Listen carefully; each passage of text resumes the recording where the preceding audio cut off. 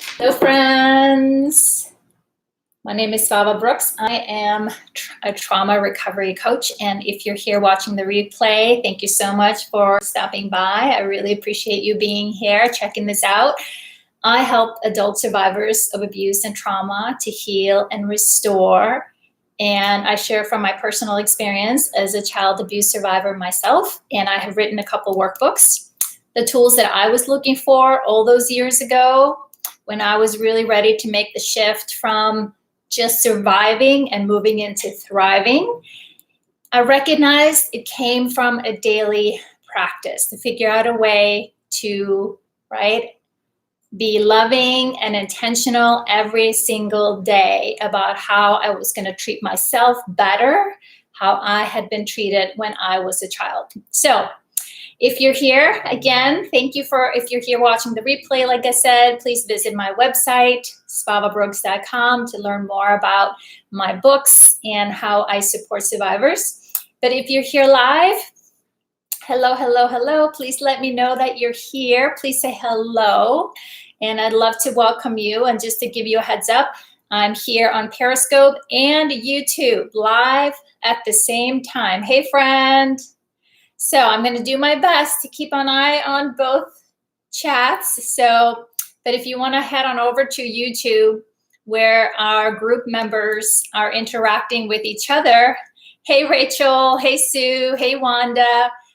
You can come over and search for the name of the book, and you will find the group chat going on right there.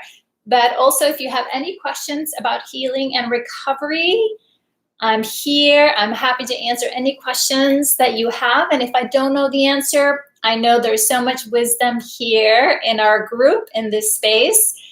And we are here to help in any way that we can. So how are you guys? Welcome, welcome, welcome.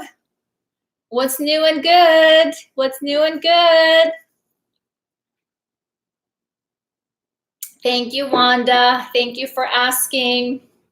Roxy is doing amazingly. We've been sitting with her today. I pretty much blocked my day off today because we had no idea how Roxy would be after her surgery yesterday. So, well, friend, I do really not know what to think about that. So thank you for asking.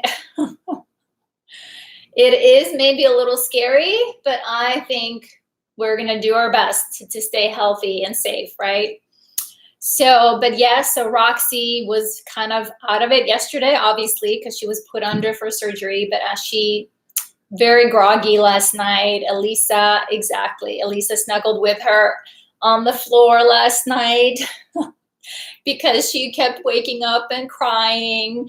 And so it's like she wanted a hand on her. She wanted to know there was someone there with her. And yes, she's been super clingy today, but we've been taking turns being with her. And the second time today, we took her out to go to the bathroom. She's starting to move pretty good, actually. So we're really hopeful, and we're really hoping that they were able to get everything out because, yes, she had a cancerous tumor. And so we've been getting so much love and so much prayers for her. We are so grateful. Thank you, thank you, thank you, guys. All of you guys who love, animals. We know our fur babies are part of our family. So thank you all so much. I could definitely feel that today after having been, a little concerned and worried about her. Like as we got the news back from the doctor, right? I could just feel my nervous system calm down. That's right, Rachel. Everybody here, right? I think we all have fur babies. And if we don't have them, I know most of us love them. So thanks for all the love. I don't know if some of you saw I posted on Facebook a picture of my daughter, Elisa, laying on the floor, snuggling with Roxy yesterday. So that's it. I can't believe it's Thursday already. This week just flew by. Kira's listening. Aw, I love your kitty, Sue. She's a bit feisty. Lots of personality. So, your kitty is Maya, right? My daughter Sabrina has June, and then we have Kevin and Penny. So between me and my kids, there's 3 cats and a dog. So I keep telling them we're going to end up buying a farm property somewhere and just, start adding on rescue animals, because all our animals are rescues. So, right, Sue? She knows your voice. She knows my voice. Well, that's good. That's good. I'm glad to hear that. She doesn't run away, right? She maybe comes over to hang out. So that's awesome. To make for such an entertaining home. Yes, it is. Yes. Penny and Kevin, it's interesting this month. All our pets have had to go in for something. And well, Penny and Kevin just went in for their dental cleanings. And June had to go in because she was acting out or something. So there was crystals in her urine. So she's now on a special diet. So anyways, yeah, lots going on around our pets this month. So I'm hoping that we have a little peace now. Hey, friend. Hey, Texas Smart, is? And I'm ready for a little break, especially because tomorrow we are celebrating Sabrina's birthday. My middle daughter, Sabrina, is turning 23 tomorrow. I cannot believe it, right? Cannot believe my babies are getting old, all grown up. I was actually telling her a few days ago that when I turned 30, I was pregnant with her. And also, I was recalling the few days before I gave birth to her. So I slept a lot towards the end of that pregnancy. I was very sleepy. So very sleepy. Yes. So tomorrow, I'd like to say, and my oldest, Elisa, she is the birthday planner extraordinaire, and she's been planning for days. So Sabrina knows some of what's happening, but not all of it. So we're going to have fun as a family. And there's a friend coming into town. And so busy, busy, busy. Thank you. Thanks for all the hearts. Thanks for all the hearts. So are we ready, guys? Are we ready? Turning to our page of the day. Turning to our page of the day. Let me set up our conversation. Hey, friend. Thank you. Thanks for being here. Loving those purple and yellow hearts over on Periscope. Hi. You're struggling. Well, I'm glad you're here, my friend. I'm glad you're here. So I'm going to set up our conversation.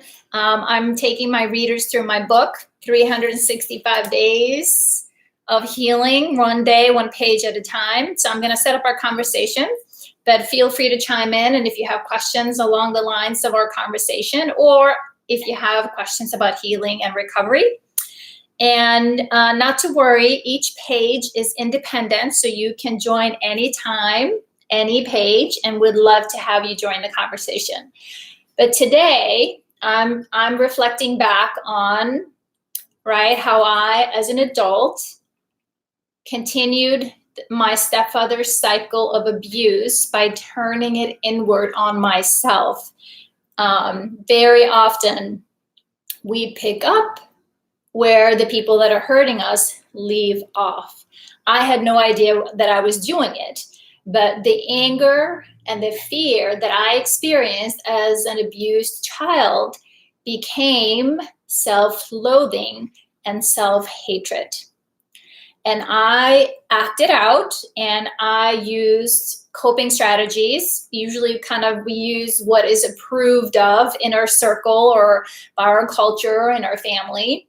So I used alcohol, started drinking pretty young, and I started smoking cigarettes pretty young. I was 12 years old when I started smoking.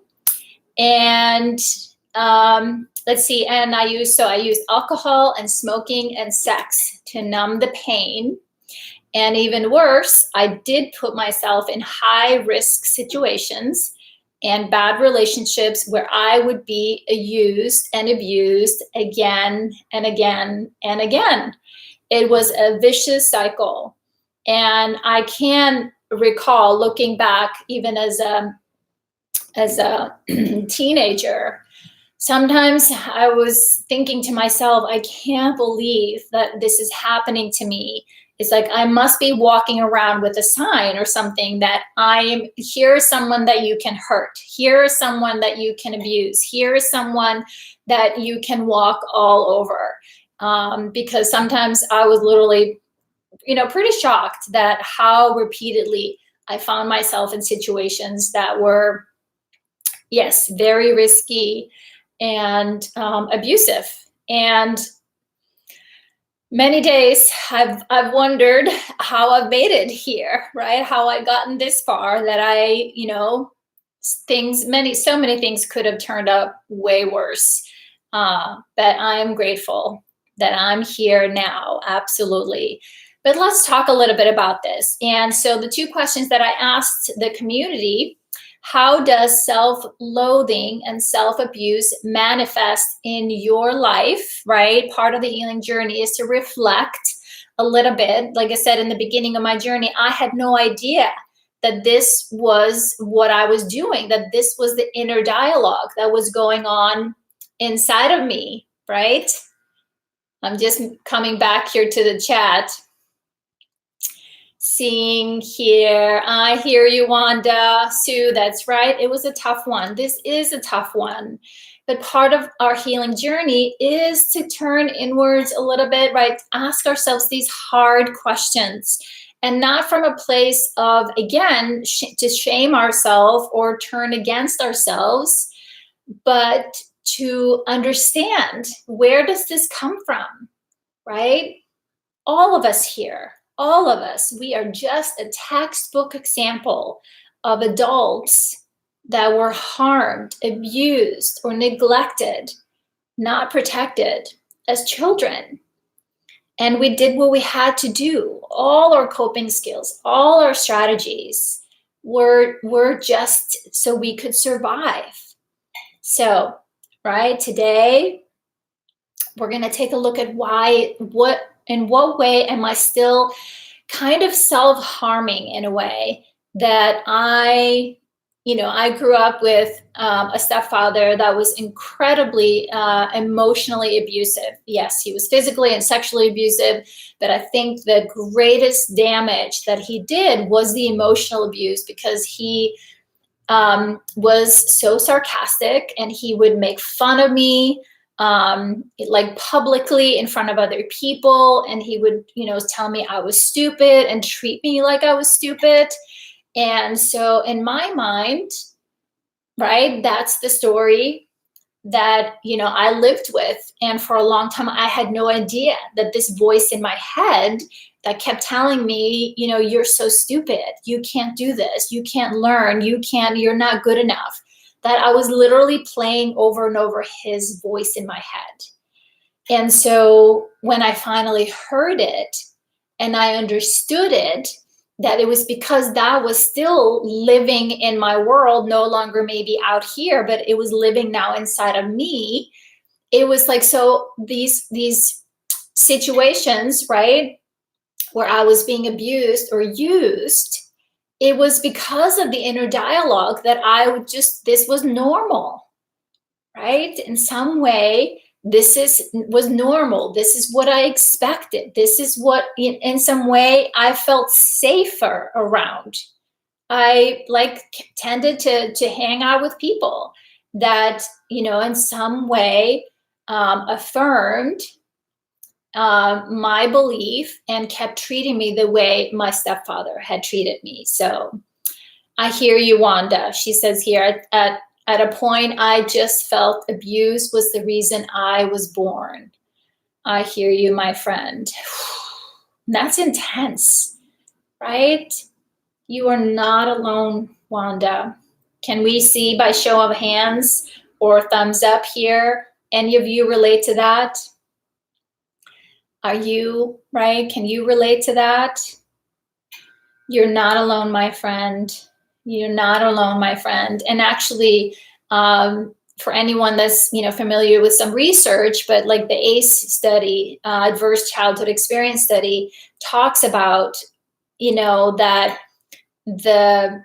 for those of us, right, that the outcome of being abused. All right, hang on, we're blocking here.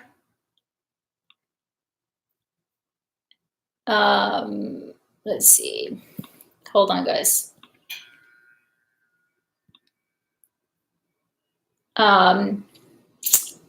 Lost my train of thought here for a second.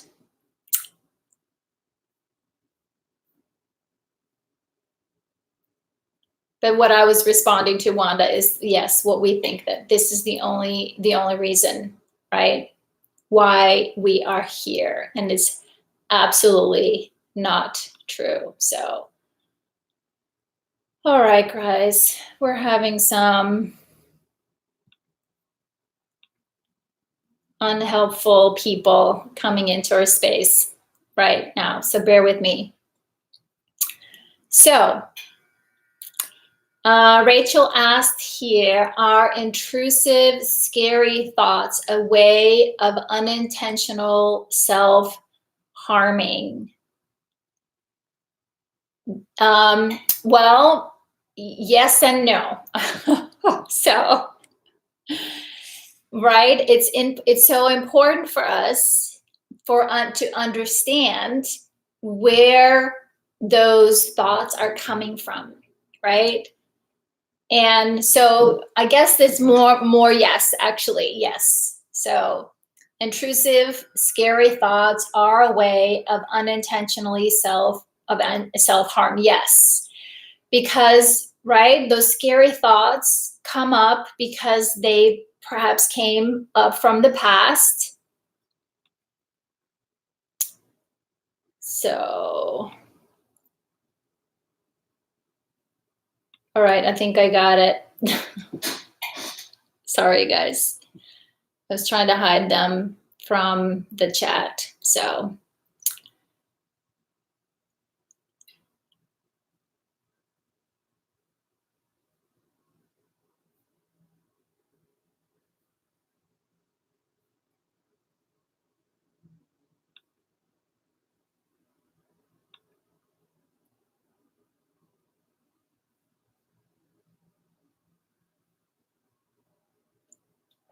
All right, so if it isn't the bots on Periscope, then sometimes we get people that have nothing better to do than be rude, really. So anyways, so sometimes, to understand where those intrusive, scary thoughts come from, right? Because a lot of them came from our childhood. A lot of them came, from the past. And like I said, for such a long time, I didn't even hear it. I didn't even understand that was why I felt so bad about myself, why I was putting myself in situations that I thought, was normal, that this is what I deserved.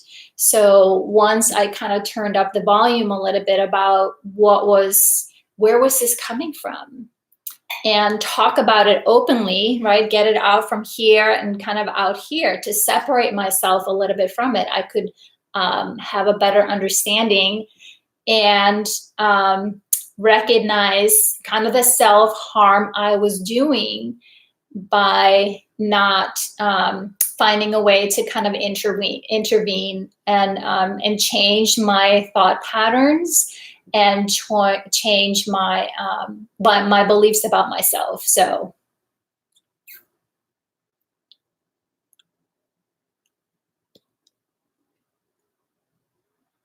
So I think we, Wanda, I think I blocked him and you unblocked him or something, but I think he's blocked now.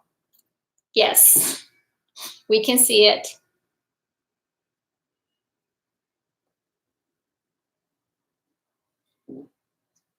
Awesome. Thanks, guys. I appreciate the help.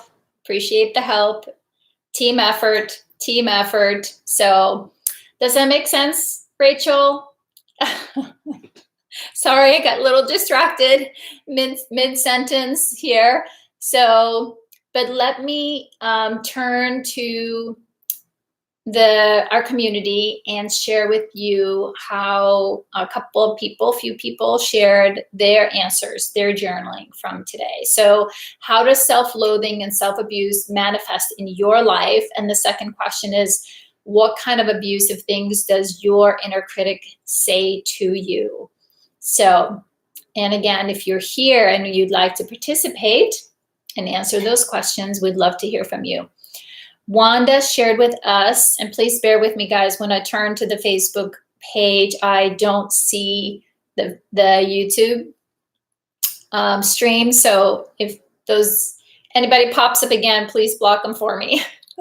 So let's see here. Wanda shared with us today. She says, in the past, my behaviors were blatantly self-destructive, but not so obvious. Today, however, I believe my staying in bed all day, every day, is a form of self-loathing and or abuse. The desire to socialize or interact with others is almost non-existent. If my inner critic is saying anything, it's saying, see, you're all alone as usual. Sending you love, my friend. She goes on to say, although intellectually I know the way I feel is not my truth, it doesn't change the emotional pain that I feel. It's times like this I question where the line of trauma ends and the mental illness begins. Hug, my friends. I'm sending you. Wish I could be there and just hold you tight and let you know you're not alone, my friend. You are not alone. And I know, right, in our mind's eye. And yes, physically we isolate. We are not surrounded by other people. But in our community, you are one of us, and we sit with you, we hear you, we feel you, we see you. And I know it's very, very hard, my friend, when we are kind of held hostage by our thoughts and our thinking patterns, and that feed us those lies, right? That now you are alone, now nobody cares, right? That, and it feeds that very, very old fear about us not mattering, that we don't belong, and that it doesn't matter. So I can sympathize, Wanda. I hear you, I see you, I feel you, my friend. But I'm here to tell you, do the best you can, and I know you already are. And maybe if our community here is willing to share, what helps them during those days when we don't feel like getting out of bed, when just life feels too hard and the hill's too steep, right? Yes. Thank you, Rachel. Thank you, Rachel, for sharing that. Being here brings me joy, friend. But I want to encourage you to keep going. I also know, sweet friend Wanda, that you are digging deep right now. You are doing some inner child work that is really, really powerful. And sometimes to get to the other side of some core beliefs that we've been living with for a long time, it takes an enormous amount of effort to get on the other side of it. And I have shared that with you guys many, many, many times, that yes, there were times where I thought, this is it. I can't go on any longer. This is too big. This is too great. I'm going to give up, right? But it was during some of those moments that I think I literally have ended up on my knees, like God, spirit, universe, whatever it is that you believe in. And just thinking back of those times, it brings me tears to my eyes now, because I do remember those moments, Wanda, where I doubted. Of course, this works for other people. Of course, other people can heal from trauma. All I would see is all the ways that I was broken. Thank you, Michael. Yes, I have. And I really struggled with believing that the people around me that were encouraging, that were supportive, that told me I believed, that they believed in me. It was incredibly hard to take that in and to believe it. So, yes. Thank you, Rachel. Thank you, Rachel. I'm so glad you're sharing. I'm sorry to hear that you were having a hard time last night as well. Thank you, Sue. She's also sharing. I'm not feeling very sociable at the moment, with some stuff going on. So, right. And so I mean, this is self-compassion in action, my friends. It's like when right? That was my strategy back then. Often I would literally be on my knees, asking the universe, God, whomever, right, you believe in, whom I was like seeking support from. It's like, I give up.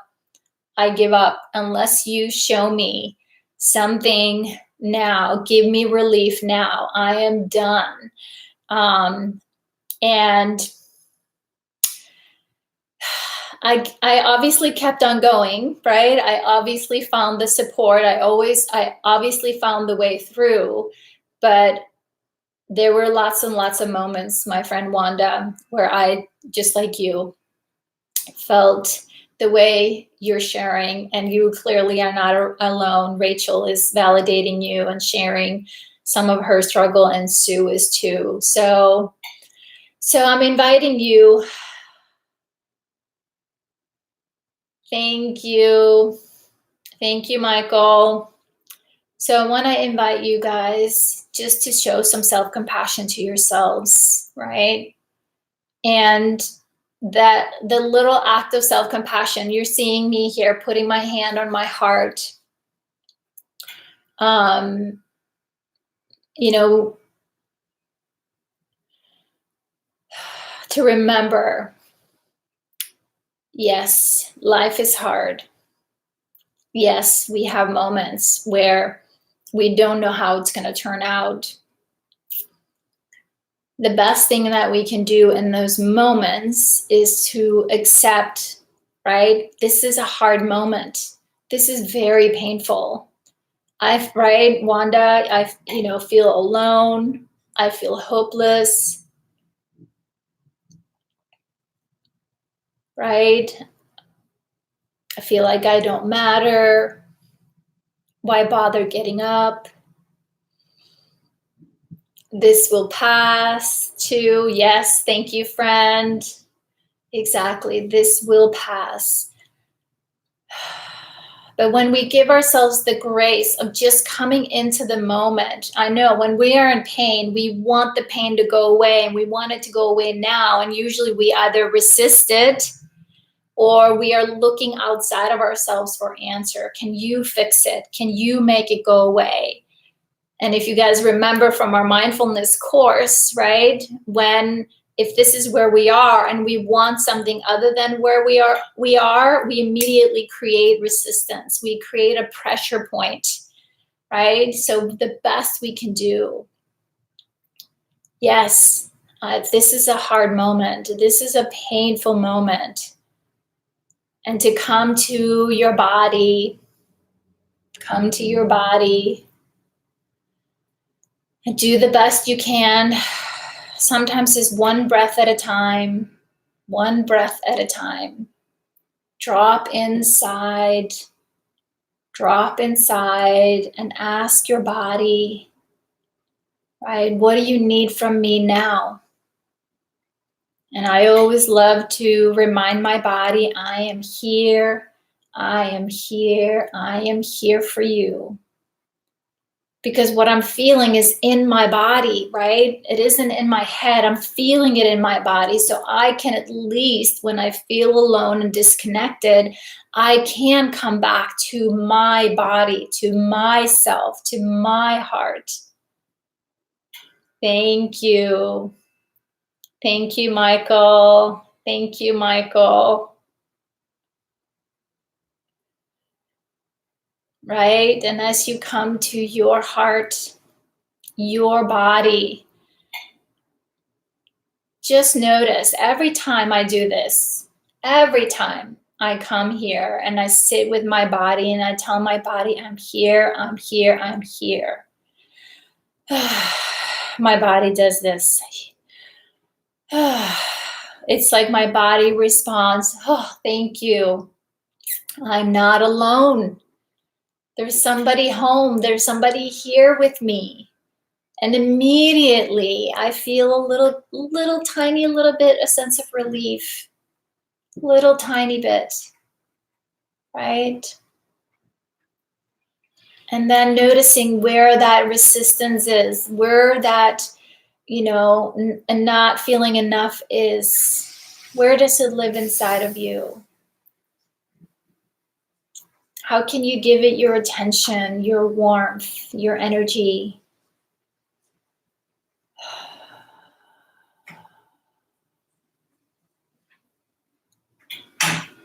And sometimes, if I reflect on being a little girl, how much I just wanted someone to be there with me.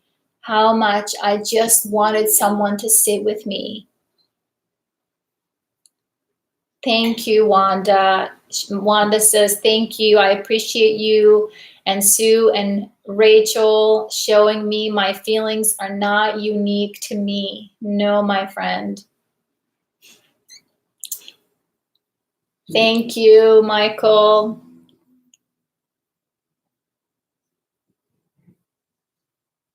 I have Michael over here on Periscope. He's reminding us the power of love, the power of unconditional love.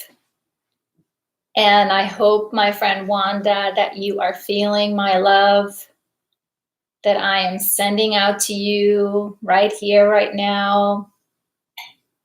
Thank you. Michael says, may you feel loved and appreciated this week.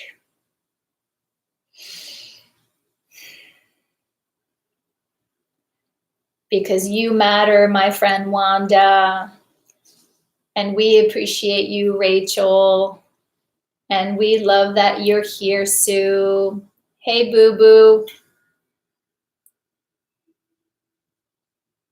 So if there isn't any way that you could support yourself by posting a note. Yes. She says, I just wish I had someone just to hold me tight. Not that anyone can fix it. I just need a loving hug. Yes, you can, my friend. I do understand. I do understand. So, like I said, with a hand on your heart, or right, putting your hands down your arms, you are activating the feel-good hormones of your body, right? That activate the parasympathetic part of our nervous system that helps us calm down into a more relaxed, connected state. So I'm so glad that you were here today, Wanda, because you are not alone, my friend.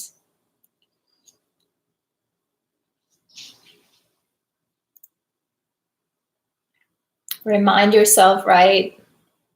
No judgment, being kind to yourself in these moments, not being hard on ourselves when we're in these moments. Practice that warm, loving kindness towards yourself, right? This is a common human struggle, right? You are not alone. You are not alone. And do our best to remember, who can I reach out to? Who is in my safe circle? Who can I reach out to when I feel the need to isolate, when I'm pulling inwards? Like, to me, right, that's a red flag for me. When I'm not talking to other people and I'm hurting, I need to reach out to someone. And then, right, being mindful, coming into your breath, into the present moment. So, excuse me. So, and my last reminder for you, sweet Wanda, is that I believe in you, my friend. I believe in you. And I'm going to hold that belief, right? You too can heal. And I'm holding it right here until you fully, right, understand it, know it, feel it, trust it, and believe it, right? If this body can heal, your body can heal, right? So I had a question here on Periscope. What if you have no safe circle? I'm so sorry to hear that, my friend, right? That is tough. That is tough. We do our best to find our people, right? Find people that are on the same journey as you are. Online, plenty of resources. Lots of groups are having all kinds of conversations about healing and recovery. Keep going, keep searching, keep seeking, because sometimes when we are intentional about putting that out, what we are seeking is seeking us, I believe in. When we are open, when we're ready to learn, the books find us, or the teachers, or the friends. You can always be your best friend too. That's the best one. I hear you. That's something we do learn eventually, right? I do believe today that I am my own best friend, but I also need other people. I also need other people in my circle, because there are some needs that we need to get from other people. So I'm going to turn back to the Facebook page here. Sue shared with us today in her answer to our 2 questions. She says, because of the totally unrealistic expectations that were put on me as a child, I grew up with a huge fear of failure and became a perfectionist. As a result, I've tried to control others, my circumstances, and myself, and beaten myself up unmercifully for any mistakes. I've also found myself fiercely resisting any perceived attempts by others to control me. She goes on to say, more recently, I've begun to realize the depth of anger I hold about the way I was treated as a child. Because I couldn't express it then, I've turned it inwards and always been hard on myself. And I've always been terrified of the anger of others. Now, as an adult, I still struggle to express anger. And when my inner critic sees my fear, it tells me that I'm a coward. Oof. You are not a coward, Sue. Absolutely not. And that goes for anybody here. If you are on the healing journey after trauma or abuse, it takes an enormous amount of courage.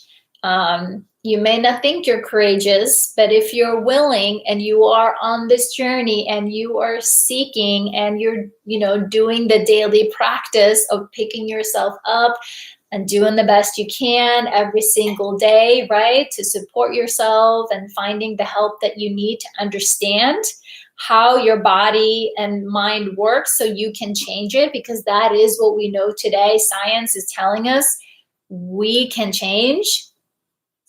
We can, right? There are things that we can do, but once we understand how we operate, we can change the information that we're putting into our system. And that's where these questions that I'm asking is to turn up the volume, or like folk bring some light and awareness to the ways that we have, right, been thinking about ourselves or thought about ourselves and the world because of what we learned as children. So you're doing a really incredibly courageous job, Sue, of taking your power back, right? Understanding the need for control. It's normal.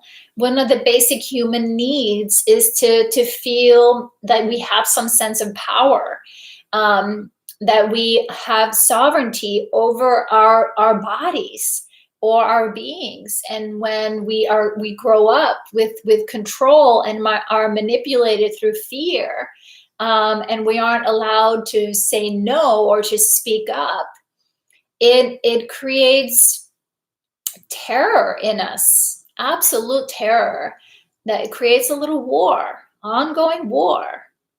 So just quickly coming back here to take a look at your comments. So now I hear you, Sue, and I know that you're starting to practice self-compassion towards yourself. You're practicing self-compassion and kindness towards those parts of you, those inner children, those inner parts that, right, have tried to control other people because they were controlled.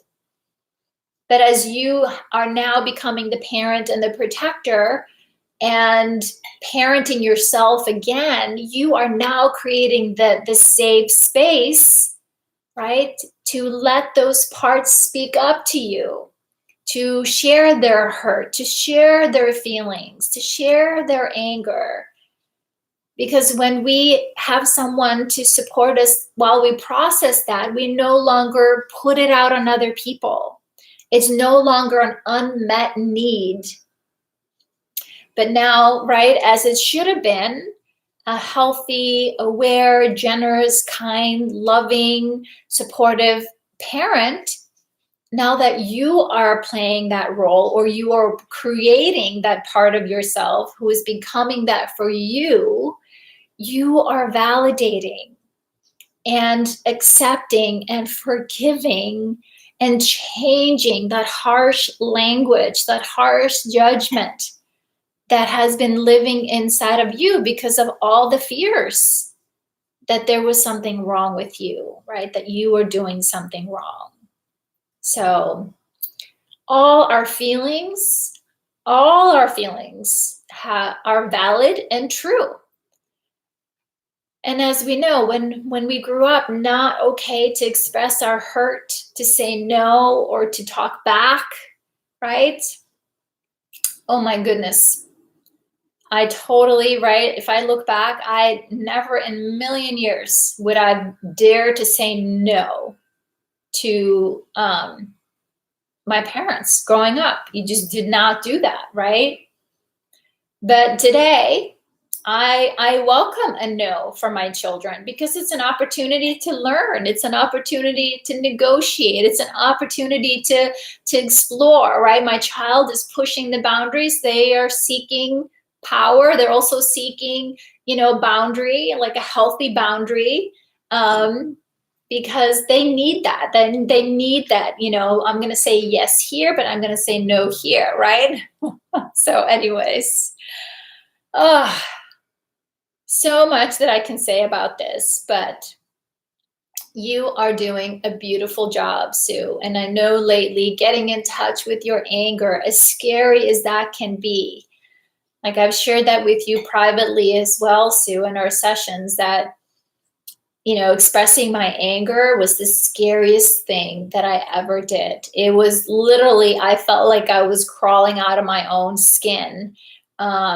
the thought of raising my voice, or the thought of, doing something that I had scared me so much growing up.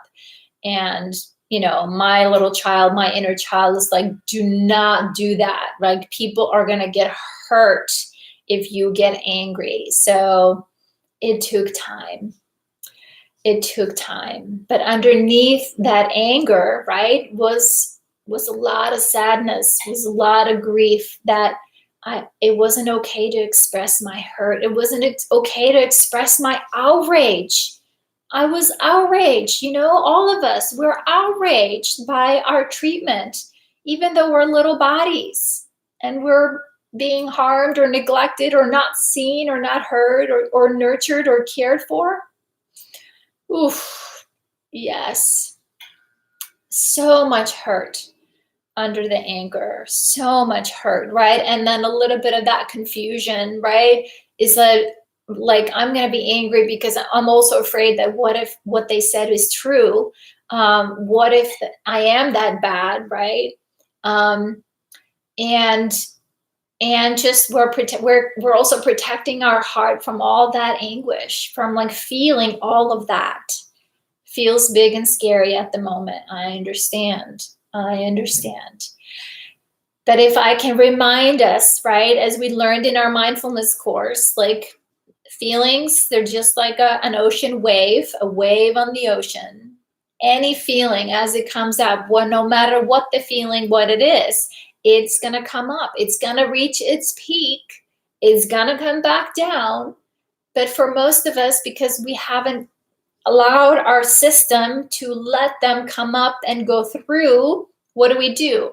As it starts to peak, we control it. We grab it and we resist it. And we have a story about it, that it's scary and that is that's hurting us and it's going to be bad. So as we are coming back into our bodies and breathing, oh, I think this is anger. I'm feeling angry here. Yeah. Okay, this is anger. All right, interesting. This big energy that I think is anger, now that I'm allowing myself or giving myself permission to feel anger, I wonder how much more that energy is going to feel. I wonder how high that wave is going to go. Can I allow myself just to feel it? Can I allow myself just to say all the things that made me angry, like that I wanted to say for all those years? Lots of explicitives, right? And big words, like a lot of swear words to say, oh my gosh, this was not okay. I'm upset. I'm angry. You made me feel like crap, right? Where were you? Why was nobody here? Why was I all that, right? Once it's out,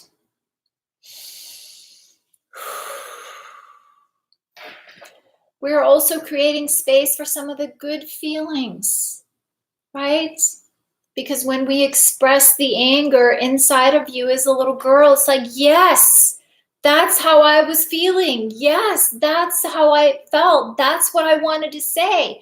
It was never okay. Thank you for saying my words. Thank you for giving me permission to feel it. It's not always easy to detach. I understand, Sue. I totally understand.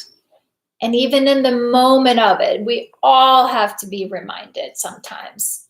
Always have to be reminded. It's like, okay, I'm having a feeling.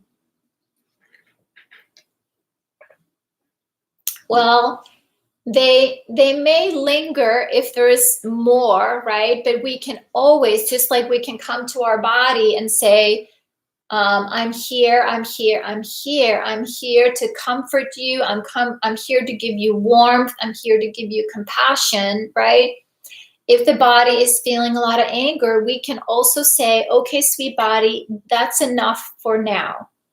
I will come back to the anger. I'm only going to, I'm feeling I've processed some anger. I will come back to it, right? I will come back to this. We are not done. We just took a little layer off. So yes, Like any feelings, any processing, anything that we're trying to resolve, it's not a straight line. It's more like a circular, spiral. You will come back around to it. Don't worry. Don't worry. And if they linger, you can, right? Make sense, Rachel? Good. Good. Yeah. Because it also helps our bodies, it helps the parts that live inside of us to know, right? Someone is containing it, right? And that's also, if we're expressing feelings that we're having a hard time with, that we do it with a safe, therapist or a coach or in a group or with a good friend or a partner that is willing just to be there with us, because I'm just going to cry, or I'm just going to express some anger here just for the next 15 minutes, and then I'm going to stop. So you remind me when the 15 minutes when we're there, because then I'm going to just calm my nerves down, because you're the driver, you're the parent, and that part of you that has all that anger would love to say, for you to say, I got you. I got you. Or the person, your support system, ask them to hold that space and to remind you it's okay.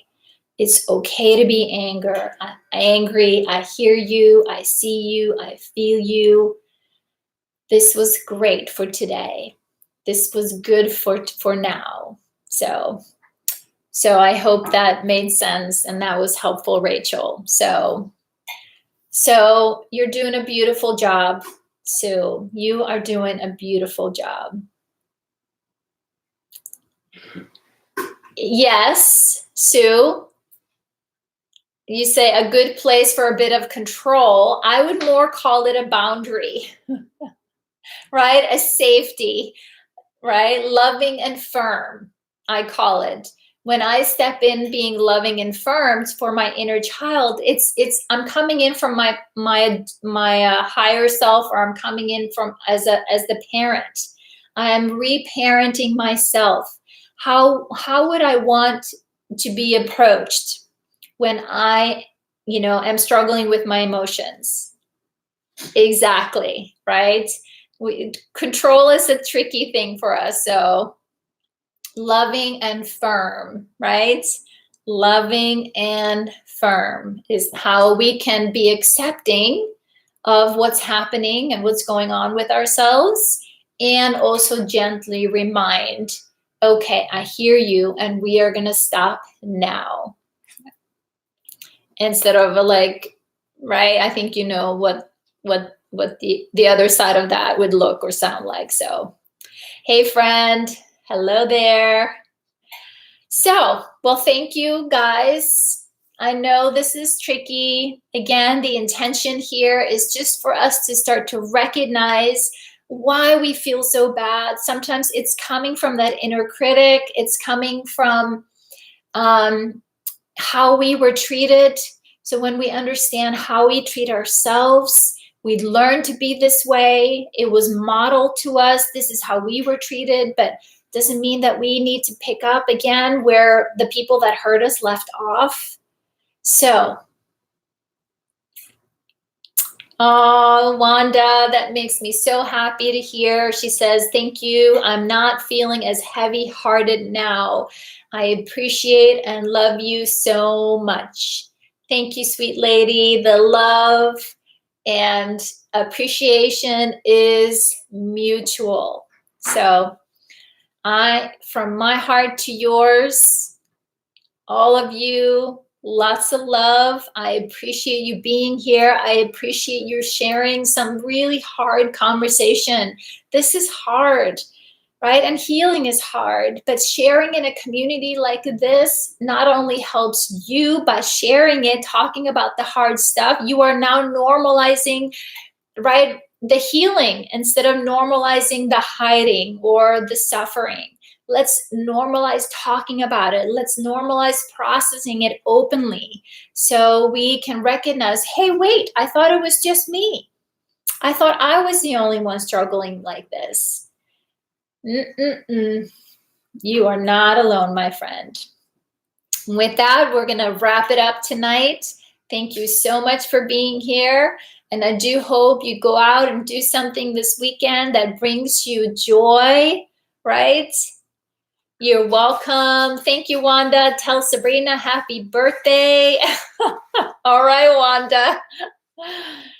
And Rachel says, thank you, Svava. I'm so grateful for your support. I don't know anyone who really understands how I feel and what I go through, so this is helpful. Oh, Rachel, well, I'm so glad you're here with us because you are not alone. I'm seeing a lot of nods in our community. We know, we understand you are not alone. So I'm glad you're here with us. You're so welcome, Sue. You're so welcome, my friend. I know this is hard, so hard.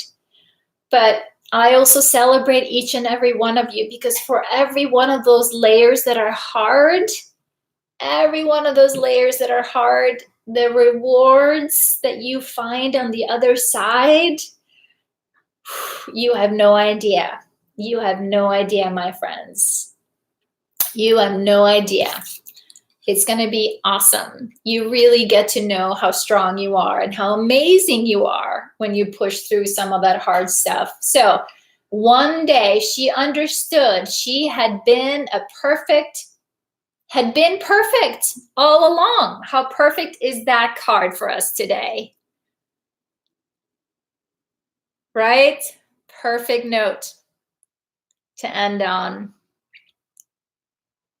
Remember that, my friends. You have been perfect all along. So until next time, I'll see you on Tuesday. Have a beautiful weekend. Take good care. See you Tuesday, same time, same place, 4 p.m. Pacific Standard Time. Thank you again. Thanks for all the love and support from all of you. Thanks, friends. Thanks, friends. I'll see you online or in person soon.